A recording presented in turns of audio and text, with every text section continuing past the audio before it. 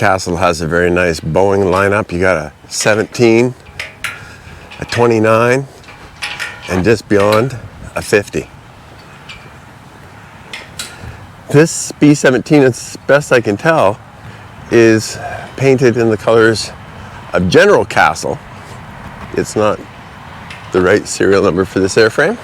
I am trying to find more information about this exact airframe, and what I am sort of leading to believe here is that I can't tell which exact one it is. I'm going to find out which it is. I believe this one here has been painted to resemble one that was flown by a Pathfinder pilot, Colonel Castle, who this airbase was named after, and he was a Pathfinder, so he was one of the first guys in that would mark where everyone else was to bomb, which means he was one of the best. And his aircraft crashed. It got blown up, I think hit by anti-aircraft fire, and because this is Castle Air Base, they painted it to resemble his. I'll find out more about that. I'll find out which one this exactly is. That is going to be my mission. It did not take very much research online to find quite a bit of information about this aircraft. It is actually serial number 43-38635, and it has never been overseas. It was built in 1944 by Boeing in Seattle, Washington. Then it served in flight test until its Air Force retirement in 1952. In 1959, it was converted to water bombing and served the state of California until 1979. Since then, it has been parked at the Castle Air Museum, and it's been displayed with two separate paint schemes. Currently, she wears a 2023 paint job depicting the exact aircraft that Brigadier General Castle was flying when he died on December 24th, 1944. General Castle was posthumously awarded the Medal of Honor for his actions on that day, and this airbase was named after him. Researching this airframe, number 38635 left the Boeing factory in Seattle and went to Wichita, Kansas for modifications. The airplane was then assigned to the Honeywell Corporation in Minneapolis and used for the next 3 years to develop and test autopilots. In 1947, it was redesignated a TB-17G and assigned to Griffiths Air Force Base in Rome, New York. It would continue its role in electronics research until the Air Force retired it in 1952. It was moved to the Boneyard in Tucson, Arizona, where it languished in the desert for the next 7 years. Eventually, it was sold to a scrap metal dealer in Phoenix, Arizona called National Metals. They both scrapped and sold old military aircraft that were coming out of Davis-Monthan at that time. This was a huge business ever since the end of World War II. For example, between 1945 and 1947, U.S. Government War Assets Branch sold 61,600 aircraft. Of those, 34,700 were flyable, while 26,900 were melted down to recycle the aluminum. Thousands of these aircraft were brand new. B-17 number 38635 was chosen to be kept because it had relatively low flight time. It was still considered fresh, and it could be used in many different commercial enterprises. It was quickly flipped through a couple of private owners before being purchased by Fastway Air Services in Long Beach, California. They immediately converted it to a forest fire water bomber by adding 2 900-gallon water tanks in each of its original bomb bays. B-17 number 38635 became Tanker 61 and carried civilian registration N3702G. She flew for the California Division of Forestry and the U.S. Forest Service. She was based in Chino, California, with another B-17 named Tanker 78, which was serial number 44-83546. This B-17 would go on to become Memphis Belle in the 1990 movie Memphis Belle. Tanker 61 and Tanker 78 were sold to TBM Enterprises in Tulare, California in 1967 and continued to fight fires until 1979. By that time, both B-17s retired and in need of major refurbishments. They were retired, but recently, old World War II aircraft had become popular collector items with museums and private collectors. The two old B-17s had value, even if they were worn out and not commercially viable anymore. Plus, the National Museum of the United States Air Force would facilitate deals on current surplus USAAF aircraft in order to acquire vintage World War II aircraft like the B-17s. At that time, they were offering Douglas C-54 Skymasters on trade. In the civilian world, this four-engine aircraft is the DC-4, and it is very commercially viable. So in 1979, B-17 38635 was traded for a 1945 C-54G model with serial number 45-556. It had been owned and operated by NASA. It went on to a long civilian career and finished life in northern Canada as Charlie Foxtrot Bravo Alpha Mike. It was retired in 2006 and parked in Hay River, Northwest Territories, where we have a picture of her. B-17 Tanker 78 was sold to a private collector, David Talichet. Meanwhile, Castle's B-17 38635 got a fresh paint job in Tulare, California when it was traded in 1979. They painted it to resemble a bomber from the 94th Bomb Group that fought out of England in 1944. They had some old parts from the airplane when it was originally converted to be water bombing. For example, the bomb bay doors, there's 4 of them, and they put them back on the airplane. They painted the airplane, and the restoration team chose to replicate a plane called Virgin's Delight, which was serial number 423352. This aircraft had served in Europe, and it was very easy to find pictures of this aircraft in 1943 over Europe. The first picture we have of her is in formation with 4 other B-17s. Next, we have an amazing photo taken on November 5th, 1943, during a bombing mission to Gelsenkirchen. The squadron had just finished its bombing run and was heading home. 3352 was hit from above by bombs that had been dropped from another B-17. It severely damaged the rear of the left wing, and one can see that clearly in this photo. She did make it back to England that day. Here we have a shot of Virgin's Delight just after it dropped bombs on the Luftwaffe airfield at Mariensburg, Germany. The field had a Focke-Wulf factory on it, and it can be seen burning fiercely in this picture. Next, there is a picture of 3352 with 2 other B-17s near Antwerp, Belgium, very near to where General Castle's B-17 was shot down. Castle crashed about 5 miles from the bottom right corner of this photo.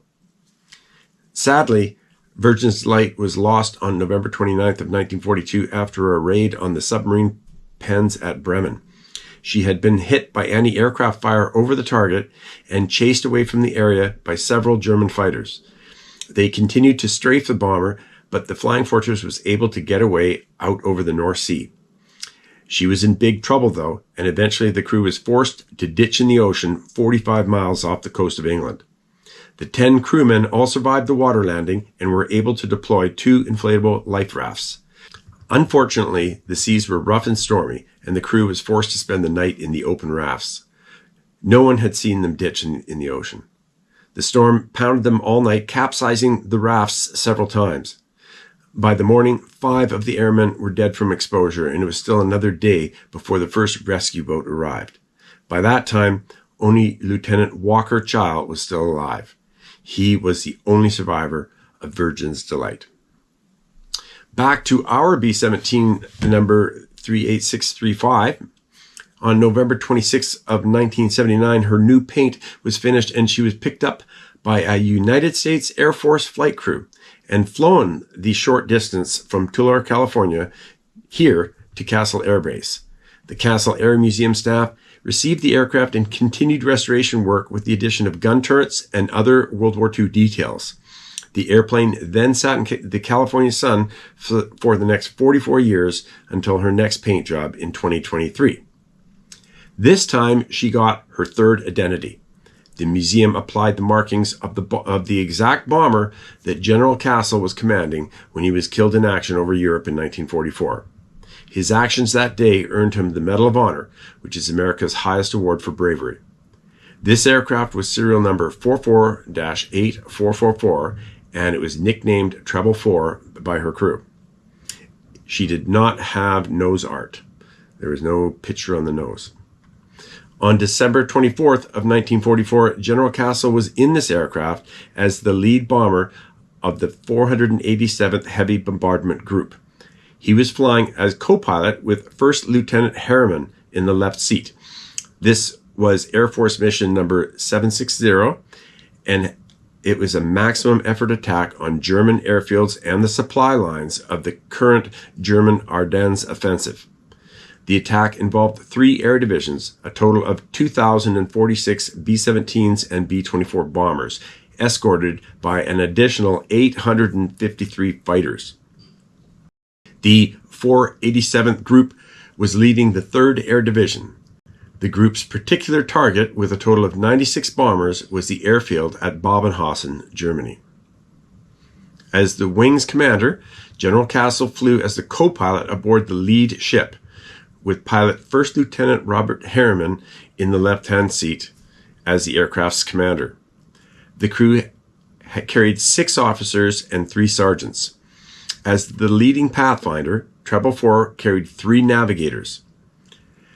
Pathfinder B-17s had ground search radar with 1 operator just on the radar, and they flew at the front of each bomber formation. The 487th Bomber Group took off from RAF Levenham in England at 0900 and assembled at 7,000 feet in what was described as perfect weather. En route to the target, the B-17s continued climbing to 22,000 feet and leveled off there at 12:23 in the early afternoon. They had just crossed the English Channel and were now over Allied-occupied Belgium. At about this time, Treble Four's number 4 engine, outboard on the right wing, began losing oil, and it could not produce normal power. As the bomber slowed, it dropped out of the formation, with General Castle relinquishing the lead to a second Pathfinder B-17. He called out on the radio as he left the main formation. German Messerschmitt Bf-109 and Focke-Wulf FW-190 fighters then began attacking the formation just south of Liège, Belgium. The 836 Squadron was the low squadron. Treble Four now lagged behind the rest of the formation when Squadron 836 was attacked by a Luftwaffe FW-190 Sturmgruppe Squadron. The Germans attacked in company front formation and decimated the 836 bombers. The other 2 B-17 squadrons were also attacked. The German fighters shot out at least 2 of the engines on Treble Four and set the plane on fire. Lieutenant Procopio, the radar navigator, and Lieutenant Rowe, the tail gunner, were wounded. The crew was ordered to bail out. Bombardier Paul Berry did not salvo the bombs because the plane was over the troops of the American First Army. As Harriman and Castle guided the plane away from American infantrymen, another air attack caused the right-wing auxiliary fuel tank to explode. This outer tank is called the Tokyo tank. It blew off the outer wing section, and the plane entered a violent spin from 12,000 feet. The waist and tail sections separated from the aircraft during the spin. Treble Four crashed in an inverted position, and then the bomb load detonated. Lieutenant Harriman was unable to bail out, and he and General Castle were killed in the crash. After Treble Four was shot down, the 487th Bomb Group, commanded by Captain Mayfield R. Schilling, went on to successfully bomb the German airfield at Bobenhausen and returned to Levenham, England. Some additional details of the crash. The number 1 engine was throwing oil by the time the aircraft reached checkpoint 3 at 12:23 in the early afternoon. General Castle's first abort call over the VHF radio was 6 minutes later at 12:29. They were now 17 miles past checkpoint 3. General Castle's second abort call came at approximately 12:32. By this time, they had been hit by fighters and were on fire. Witnesses reported seeing a tremendous air battle from the direction of Exos. Suddenly, a fortress made a steep 180-degree turn to the left while heavily trailing smoke, and then several white mushrooms appeared, parachutes. Some of the crew had bailed out. 6 chutes came out, then the plane went into a tailspin and exploded, but another chute opened as the plane came apart. All of this happened very quickly. The right outer wing landed at the cemetery of Nandrin. The aft fuselage section landed at Bogny. We actually have a picture of it there. Bombardier Lieutenant Berry was thrown from the forward hatch when the plane lost its right outer wing and entered the spin. The force of this violent maneuver caused the aft fuselage and tail section to separate from the aircraft. The tail of the crashed aircraft was discovered in an open field approximately 1/2 a mile from the main aircraft wreckage. Shortly afterwards, the outer section of the right wing was seen about 1/2 mile northwest of the tail section, and the section of fuselage between stations 1 and 5 was seen 1/2 mile northwest of the tail section. Beery said he was only 100 yards from the aircraft when he parachuted to the ground. He was probably the last to bail out. It must have been Beery's chute that opened as the plane came apart. The section consisting of the nose, bomb bay, left wing, and right inboard wing crashed in an inverted position at a 30-degree nose-down angle.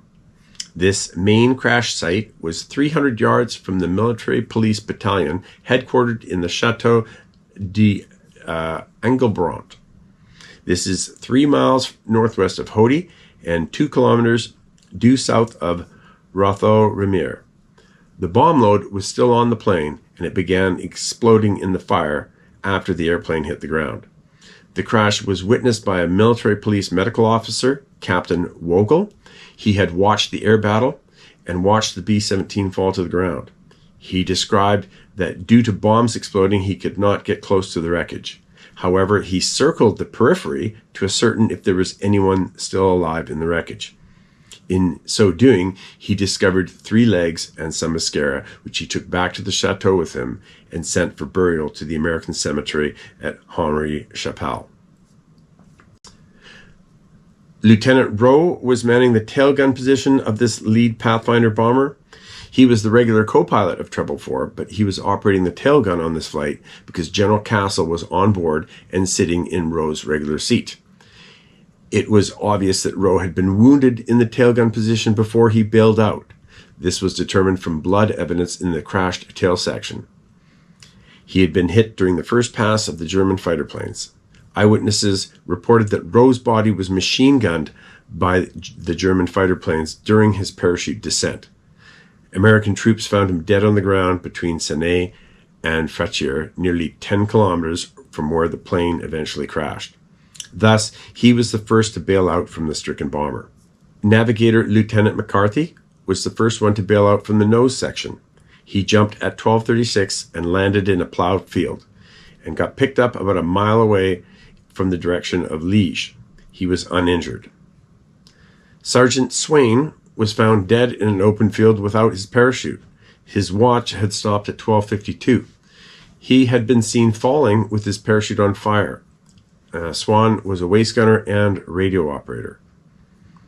Sergeant Hudson was the other waist gunner. He landed in a tree and was still hanging from his harness when he was rescued. He was first approached by a local, Jules Lejeune, who had seen the air battle and seen Hudson coming down in his parachute. Jules had hurried over to assist, but the cautious Hudson drew his pistol and kept it aimed at Jules until the American jeeps arrived. He was taken to the chateau that was the headquarters of the American military police. Hudson had burns on his face and contusions on his right foot. All aircraft pieces landed within 1/2 mile of each other, with the crash site approximately 4 miles from the first abort call and at a point 3 miles northwest of Hody and just south of Rotho-Remer.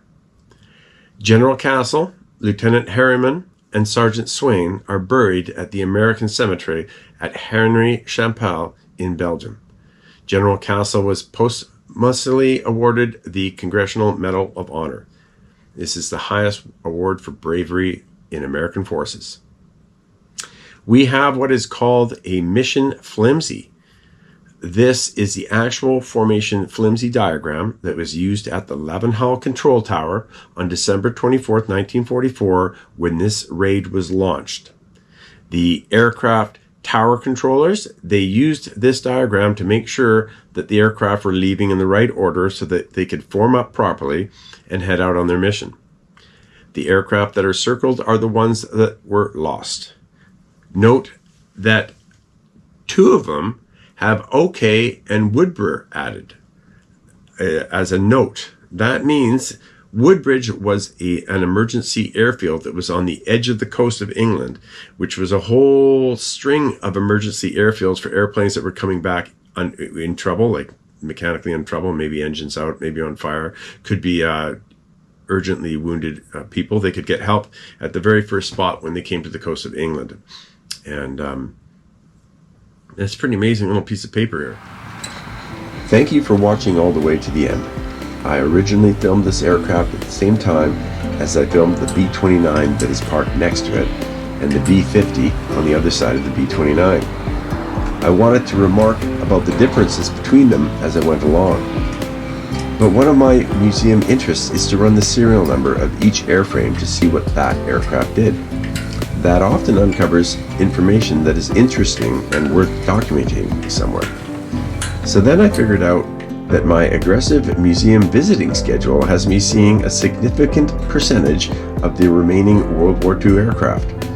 I find myself in a position where I am able to provide a service to history, or at least historians.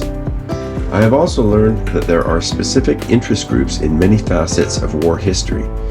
I realized that I could be of service to them just by cataloging my movie-making hobby projects into playlists. The interest in the big Boeing flying fortresses has not diminished, and they're definitely the best looking heavy bombers of the war. The shape of the cockpit and the upper fuselage made it one of the most iconic symbols of the American-European war effort.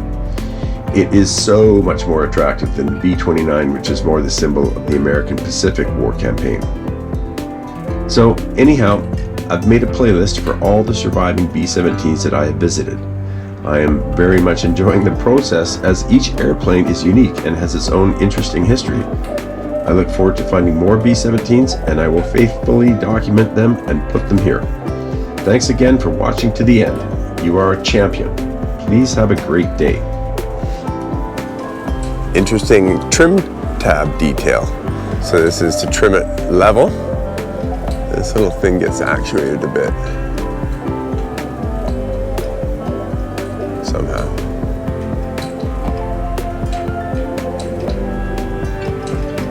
I don't think I fully understand what's going on there.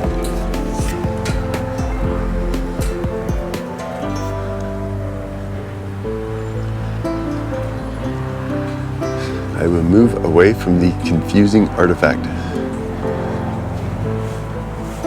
These engines are in pretty good shape. The turbo supercharger thingy there. I don't see much rust. Bottom of the exhaust system. The propeller leading edge looks real good. Like, you could take this thing apart, get it all recertified, put it back together, fly it away. Well, there might be some other things like the wing spar bolts.